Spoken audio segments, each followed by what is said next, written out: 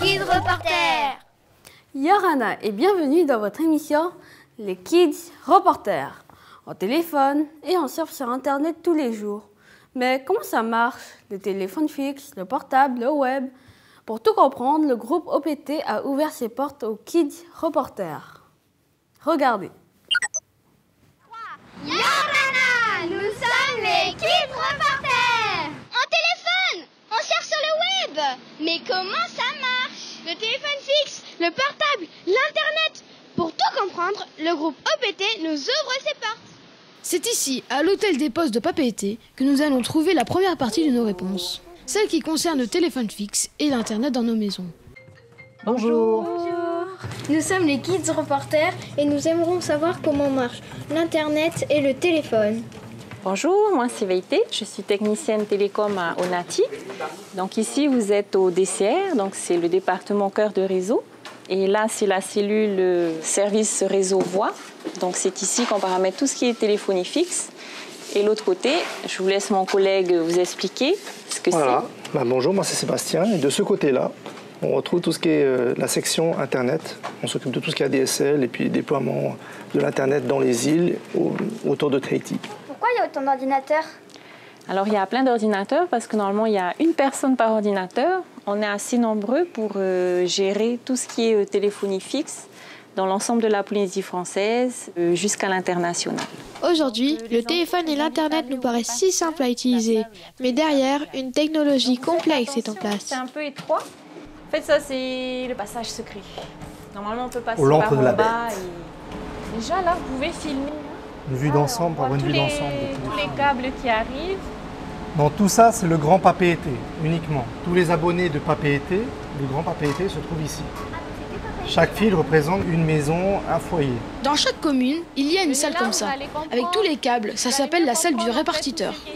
En fait, dans votre maison, vous avez un téléphone qui est raccordé à une prise murale. Donc du mur, il y a un câble qui sort à l'extérieur de votre maison. Il va sur un poteau. En général, c'est le poteau électrique. Et du poteau, il arrive jusque là. Donc là, on voit les câbles qui sortent. Voilà, ça monte. Après, ça fait des petits câbles rouge et blanc. Et chaque câble, c'est une maison. Et donc, venez voir, on va de l'autre côté. Donc, ça arrive là, ça va sur les réglettes. Et une réglette, ça fait 128 abonnés. Et ici, à Papeete, on a presque 10 000 abonnés. C'est pour ça qu'il y a autant de réglettes.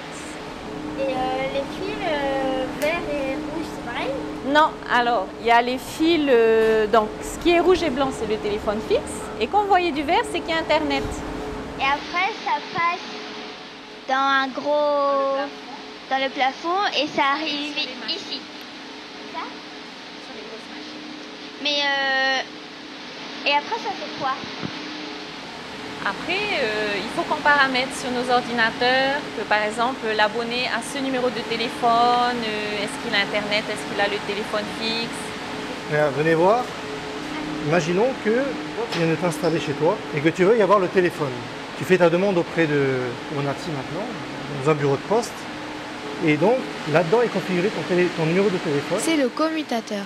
Et à ce numéro de téléphone est associé un port physique, c'est-à-dire un des ports que tu vois ici.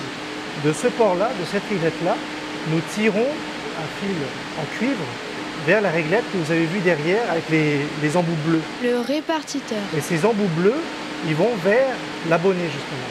Donc là, physiquement, la tête, elle fait ça.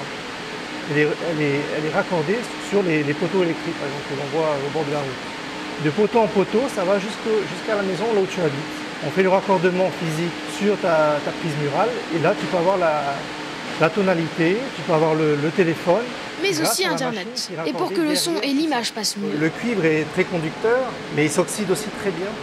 C'est pour ça qu'on a inventé le FTTH, la fibre à la maison, Fiber to the Home, pour le FTTH. Donc ça veut dire la fibre à la maison. Donc on essaie de remplacer toute la partie cuivre par de la fibre, pour que ce soit de la fibre optique. Optique, ça veut dire qu'on utilise la lumière pour faire passer les informations. Dans l'air, la vitesse de la lumière est de 300 000 km par seconde. Et dans ces fils de verre, elle se déplace à 200 000 km par seconde. Remontons voir où se trouve le fameux commutateur. Donc vous vous rappelez les câbles en bas qui vont dans le plafond? En fait, ils arrivent jusque là et après, ils vont dessus ces équipements-là. Donc ça, c'est un commutateur de téléphonie fixe. Et nous, avec nos ordinateurs, on paramètre. On va sur la carte et on crée l'abonné. Mais la technologie évolue et les machines sont de plus en plus petites. Ici, sur cette carte d'abonnés, il y en a 32. C'est énorme. C'est le double de ce qu'il y a là-bas. Là-bas, il y en a 16. Quand on peut voir que le bouton clignote rapidement, c'est que l'abonné émet un appel. Et si ça tombe en panne, comment on fait? Vu que ce sont des équipements très importants, toutes les alarmes sont renvoyées dans la cellule supervision. C'est une cellule qui est justement là pour traiter toutes les alarmes et pour essayer de résoudre tout ça. Ok, et est-ce qu'on peut y aller? Bien sûr. Suivez le guide. Allez, zoom, je vous amène. Direction la cellule supervision sur la commune de Phare. Bonjour Aymana. Bonjour Romain. Où c'est ici précisément? Alors ici, tu es au NOC, qui est un acronyme anglicisme, c'est un anglicisme, qui est le Network Operation Center, ou en français qui veut dire le centre des opérations réseau. Et c'est quoi tous ces écrans? Alors ça, c'est notre outil de supervision qui nous permet de voir l'état du réseau sur la Polynésie. Là, sur l'image du haut, c'est l'Internet qui arrive de l'international. Ensuite, on le redistribue dans les îles grâce au câble sous-marin Natitoua qui va desservir les îles. Là. Pour ne pas oublier les îles qui ne sont pas connectées au câble, elles passent par satellite. Et là, on a leur consommation. On a leur consommation ici. On peut donc tout superviser. Et tout ça. Et s'il y a un problème quelque part... Les deux écrans que tu vois là, ça nous permet de voir l'état du réseau en temps réel. Dès que ça passe au rouge, nous, on sait qu'on a une alarme et après, on va aller chercher dans notre outil, c'est quel équipement qui est en panne.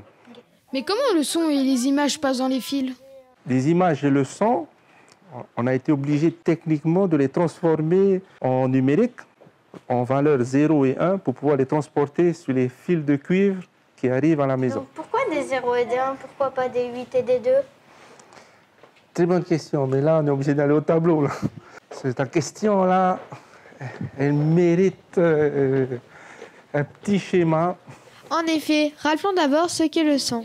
C'est une onde qui se propage dans l'air, c'est-à-dire que l'onde pousse les molécules qui composent l'air. Et quand l'onde atteint notre oreille, c'est pareil. Elle fait bouger la membrane que nous avons dans le creux de l'oreille, le tympan. Mais comment le son et les images passent dans les fils?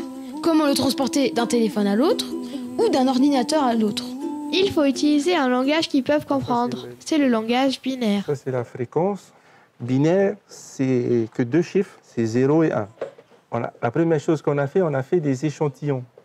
Et après, on a quantifié ces échantillons.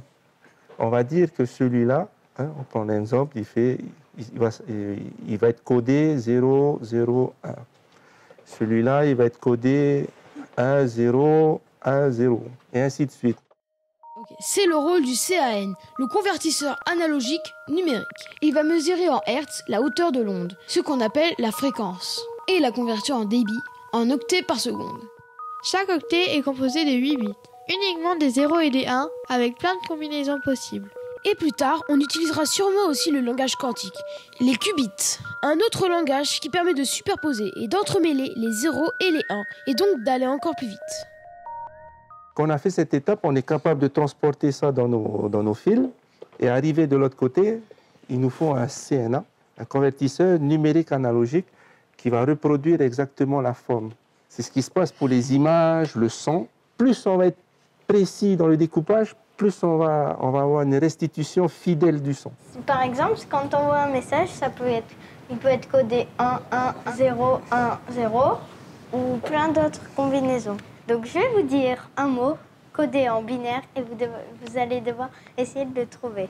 0, 0, 1, 1, 1, 0, 1, 2, 1. C'est vrai que j'ai trop l'habitude des deux. Et pour l'image, c'est pareil, elle est divisée en carrés. Chaque carré correspond à un pixel, que l'on transforme en codage binaire avec des 0 et des 1. Ainsi, des milliards de gigaoctets circulent chaque jour dans le monde. Et ce chiffre augmente à une vitesse vertigineuse. Mais avant, Internet arrivait par les paraboles. Mais maintenant, ça arrive par la mer et comment? Alors effectivement, Internet est arrivé par les paraboles jusqu'en 2010 dans les stations de Papeete. Et depuis 2010, nous avons mis en service un câble qui s'appelle Honotua et qui a relié Tahiti à Hawaï. Et à partir de Hawaï, nous avons une liaison sur un autre câble qui n'est pas le nôtre. Nous louons des capacités sur cet autre câble pour aller jusqu'à Los Angeles. Et à Los Angeles, on récupère des services Internet. Donc, et tous les contenus que vous pouvez avoir sur vos écrans. Téléphone, tablette, même la télé. Donc nous avons le câble Honotua qui part de Hawaï et qui arrive jusqu'à Tahiti.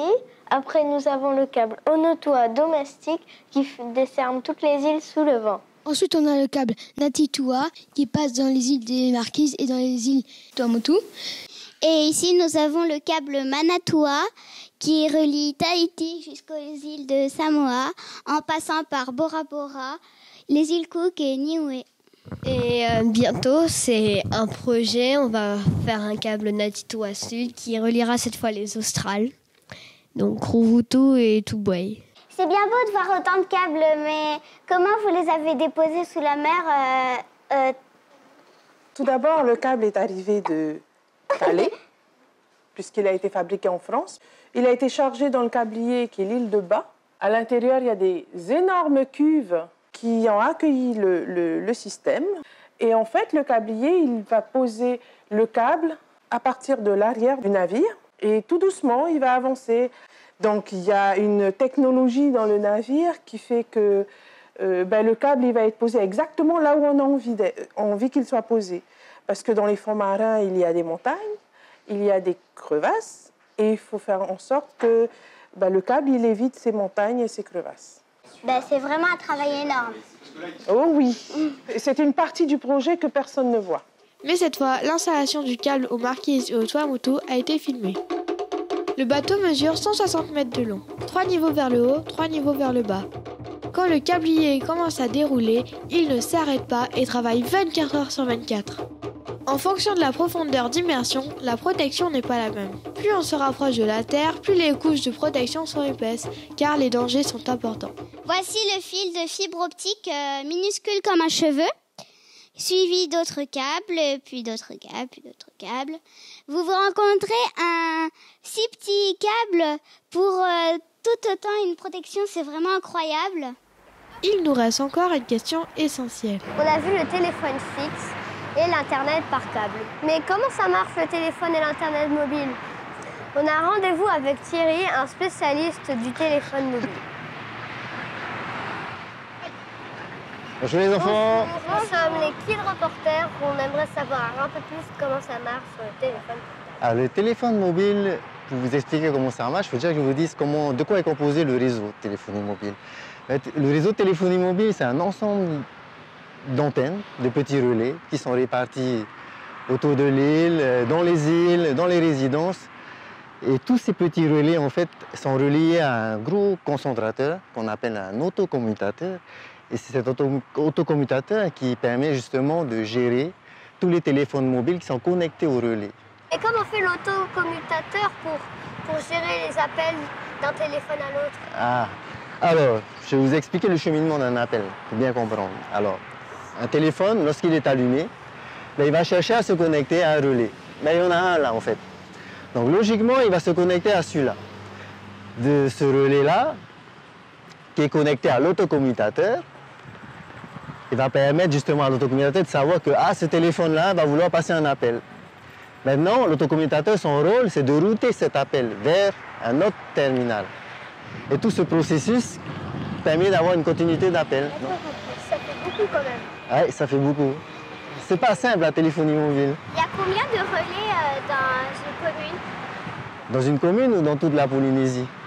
Dans toute la Polynésie. Dans toute la Polynésie, on a environ 400. On va dire une bonne centaine sur l'île uniquement de Tahiti. 400 en même temps? Oui. Bah oui, il faut bien qu'on couvre toute la Polynésie. La Polynésie est composée de plein d'îles, de plus d'une centaine d'îles. Depuis quand ça existe le téléphone mobile ici?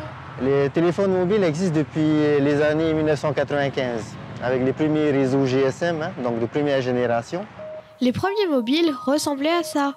Très vite, ils deviennent plus petits, plus légers et surtout, ils ne font pas que téléphoner. Ils ont un écran tactile, un appareil photo, ce sont comme des mini-ordinateurs. Quant à l'invention du téléphone fixe, il faut retenir 3 noms. L'allemand Johann Philipp Reis, en 1860, baptise son invention téléphone. Mais l'italien Antonio Meucci est le premier à déposer un brevet. Et l'écossais américain Alexander Graham Bell fut le premier à proposer une démonstration publique de son invention en 1876. Et la seule différence qu'il y a entre toutes ces évolutions, c'est uniquement les performances des réseaux de données, c'est-à-dire qu'on peut transmettre plus rapidement l'information. Donc on a des débits plus importants. Voilà. C'est tout ce qu'il y a à retenir. Plein de relais et un autocommutateur. Et les téléphones se connectent au relais.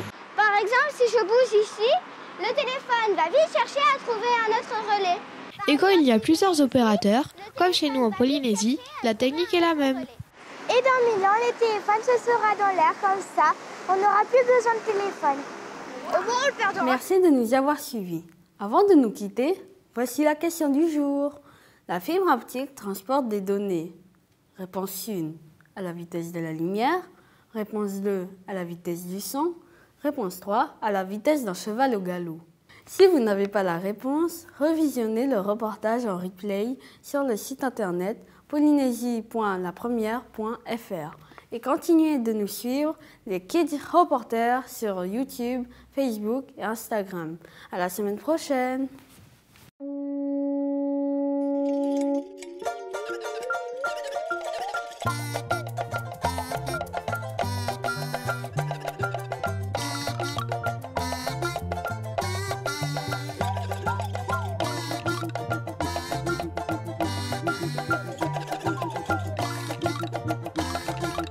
Nous sommes les Kids Reporters.